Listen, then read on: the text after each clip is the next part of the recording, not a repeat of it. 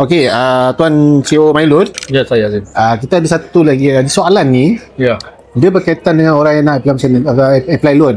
Okey. Kalau ada sikris 12 bulan, bank tengok ke ataupun dia tengok keseluruhan rekodnya? Okey. Setiap bank mempunyai kriteria yang mereka berbeza. Ada yang bank rujuk kepada 12 bulan, ada yang rujuk kepada 6 bulan. Dan ada yang merujuk kepada 3 bulan dan ada yang merujuk kepada 1 bulan ke belakang saja. Bergantung kepada dana apa yang dia mohon, dan kalau pelanggan tahu bank mana yang paling sesuai, mudah untuk dia dapatkan dana.